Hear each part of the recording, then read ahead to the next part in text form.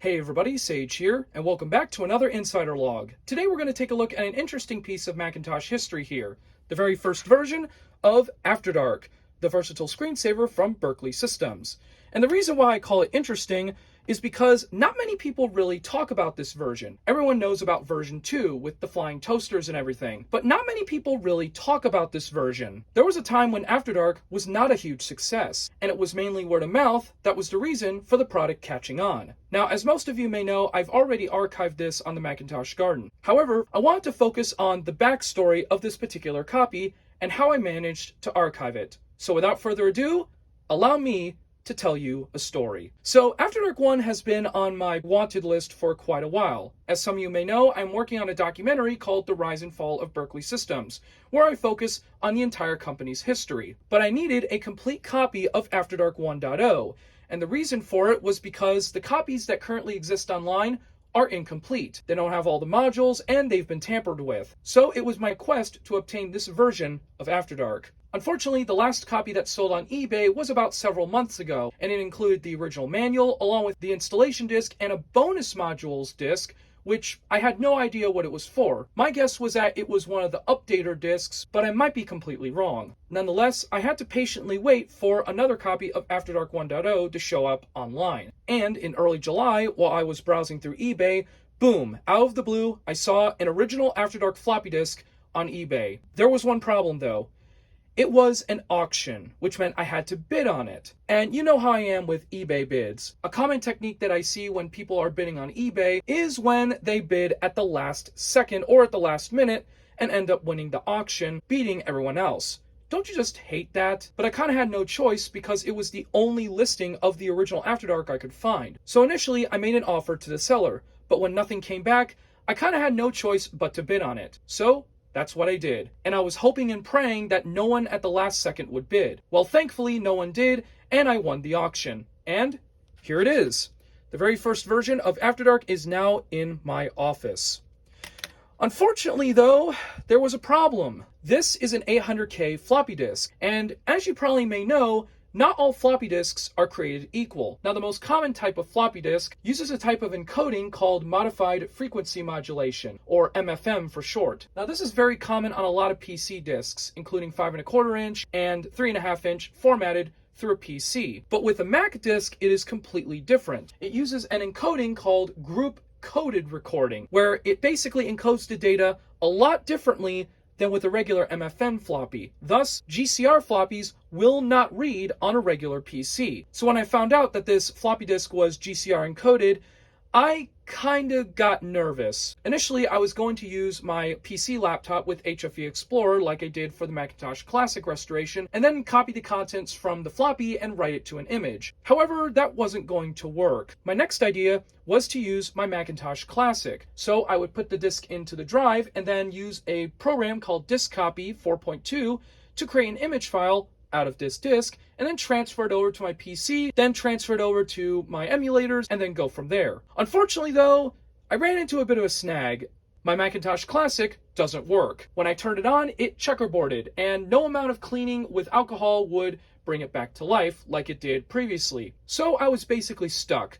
I had an 800K floppy disk with no working 800K floppy drives for me to work with.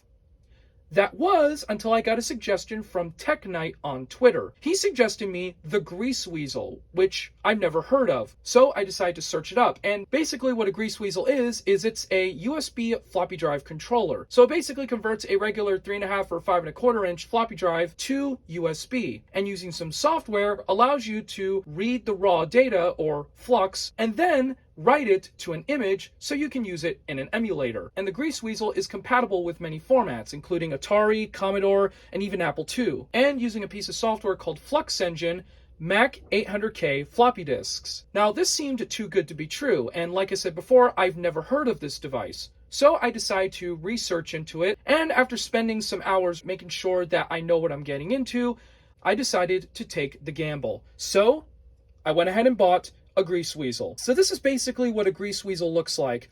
You've got the 34-pin floppy cable port right here. There's also an optional power port for plugging in a floppy disk to power. Otherwise, just use a power supply. And on the other end you have is a USB port that you would plug into your computer. Overall, it's a nicely built board, and it even looks clean on the bottom. Now, I didn't know what I was getting into with this, so when I went to test it, it did actually power on. But then when I went to connect a floppy drive over to the grease weasel, I hit yet another snag. The floppy cable ribbons did not fit the grease weasel's floppy drive connector. In fact, I did a little investigation and found out that the floppy cable ribbons I have were OEM versions. Now, this was typically common with a lot of OEM computers. On one end that connects to the floppy drive, the third pin is usually blocked, while on the other end, connecting to the motherboard, the fifth pin is always blocked. Now, unfortunately, because of this, I had to order some new floppy ribbon cables off of Amazon, further delaying the archiving process. But once they arrived, it was finally time to get the archiving process going. It took me a few hours to get used to it. So what happened? I had everything plugged in. I plugged in the cable to the grease weasel, making sure it was lined up. And then I plugged in the other end to the floppy drive of my Dell Optiplex, because that was the only spare computer I had that had a working floppy drive. And along with that, it was a Sony floppy drive, which I believe is one of the recommended floppy drives to use with the grease weasel. So I went ahead and plugged everything in, turned the system on, and the first thing I saw was a green light. Looked like a good sign, but I wasn't ready to test the grease weasel with this disk. So I pulled out my system startup disk that I used for the Macintosh Classic restoration for the test. So I put the disk into the drive, and then I ran the Flux Engine software. Now basically how the software works is it detects the grease weasel or Flux Engine hardware, and then you would assign a drive number, 0 or 1, depending on which cable you buy. In my case, I had a drive 0 ribbon cable, so it was perfect. Then I had to select the format of choice. Now, the Flux Engine software supports a variety of formats, including Commodore, IBM, and of course, Mac 800. But I wanted to test it on a regular 1.44 megabyte floppy disk. So for the first test, I chose IBM 1440, and then I clicked on the Read Flux button. Unfortunately, though, the grease weasel got stuck. There was some signs of activity, and then it just stopped lighting up. The Flux Engine software, meanwhile, was stuck on measuring rotational speed, and I didn't know what was going on. Now, I did try to reconnect the floppy ribbon cable and see if that was the issue. Didn't fix anything. I tried reconnecting the grease weasel. Didn't fix anything. I tried reconnecting the power supply, turning the system back on and off. Didn't fix anything. I had a suspicion that the floppy cables were probably bad, so I wanted to test them on other computers. I tested it out with another Dell PC that had a floppy disk controller in it. I plugged in the floppy cables, making sure they were lined up properly, and still nothing. So then I decided to fire up my beige Dell desktop tower, which had a known working floppy drive. So I plugged in the new floppy cable into that computer, and still nothing. But then I plugged in the board end to the grease weasel, and all of a sudden it worked flawlessly. So then I swapped the floppy drive for the Sony one, and now it works every single time. So the most likely case was that I didn't line up the floppy cable connector correctly, either on the board end or on the drive end. Now, this takes us back to those OEM floppy ribbon cables I mentioned earlier. At least those had tabs and blocked pins, so you wouldn't plug it in the wrong way. And that's most likely what happened in this case. But now the grease weasel was working properly.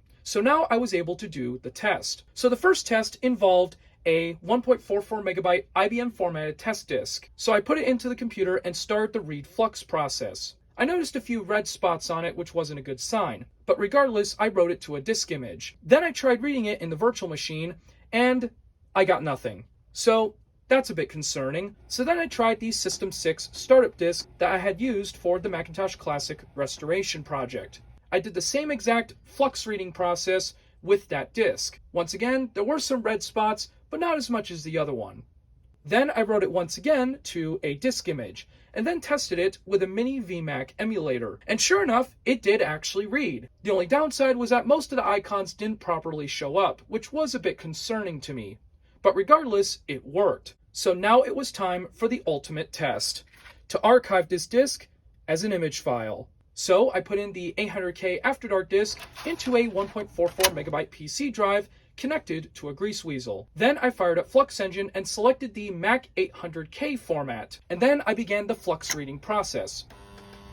I was crossing my fingers this whole time, hoping that it works. And sure enough, it did finish. And thankfully, there were no bad sectors on the disk. But I also noticed an interesting little pattern. Going back to the whole MFM versus GCR comparison, on the 1.44 megabyte floppy disk, I noticed that the tracks were on a straight line. Now, this most likely is how the MFM encoding works, while on the 800K After Dark disk, the tracks are on a slight diagonal line, which is usually a sign that this is a GCR encoded floppy disk. Regardless, I went ahead and wrote the After Dark 1 disk to an image file, and I once again tested it with a mini VMAC emulator. And well, I'll let the reaction clip speak for itself. Alright guys, this is it. This is the first time loading up the After Dark 1.0 disk ripped using the Flux engine from the Grease Weasel. I've never opened it before, so here we go.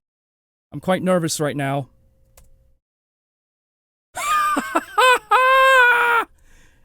It worked! We got some files here. There it is. Let's take a look at the files here. They're all there! So, as you can probably tell, the process worked brilliantly. However, I wasn't ready to celebrate yet. I still had to install After Dark on the virtual disk to make sure if it works or not. I was also concerned about these three modules, Doodles, Nightlines, and Puzzle. Those were not in the original After Dark 1.0 release. After a restart, I went to the control panel, selected After Dark, and registration screen. Already a good sign. So I put in the usual registration credentials, and sure enough, all the modules were indeed there. And then I checked the About screen. Unfortunately, it is not an original 1.0 release. Rather, it was an updated 1.1c version. Now, this was kind of a disappointment to me, considering the fact that the floppy disk certainly looks like the original 1.0 version. And on top of that, the copyright date says 1989, so not sure what that's all about. But regardless, all 15 of the original After Dark 1.0 modules are now rescued. I also decided to take a look at one of the lost modules, the Life Screensaver. Now, I was expecting it to work like the Life Screensaver from the DOS version of After Dark, where it's just a black background with a bunch of dots playing the game of life. Well, apparently, the Macintosh version works way different. In that version, you set a rectangular area in any part of the desktop, and then when you activate the screensaver, it zooms into that area and creates a game of life out of it. I actually kind of find it cool from a technical standpoint, considering that its sequel, Life 2, from More After Dark, would change it drastically to focus more on customization. I also decided to check out the lost After Dark image in the picture frame module. Basically, it's the pixelized version of the original After Dark cover art designed by Joan Blades. I also decided to check out some of the other modules that were lost before, such as the original 1.0 version of the Lysogist screensaver. However, because this is an updated version of After Dark, some of the screensaver modules are of the updated version and not the original 1.0 versions, unless I'm missing something. Now, comparing this to the incomplete copies found online, and you'll notice a big difference. Only 5 of the 15 modules are preserved, and the control panel itself has been tampered with. My copy, however, has not been tampered with, and is ready to register. So after I did some testing and stuff, it was now time to archive the actual disk. So I went ahead and rewrote the disk image using Flux engine and saved it as an IMG file as opposed to a DSK file. Then I went into the Basilisk 2 emulator, and using the shared folder functionality on my Mac, I was able to use drop stuff to create a Stuff It archive. Then I took that file, gathered some descriptions, screenshots, and other stuff, and uploaded it to the Macintosh Garden past midnight. And that is how I archived my copy of After Dark 1. It was an interesting but messy journey, but regardless, I was able to successfully do it. So again, huge shout out goes to Tech Knight for suggesting me the Grease Weasel, which allowed me to archive this disk no problem. But that's not the only thing Berkeley Systems related that I'm archiving. In a previous Insider log, I did a video about a rare press kit, which I am planning to put up alongside my copy of After Dark 1 to the Internet Archive. But for now, thanks very much for supporting my work, and I will see you all next time. Take care.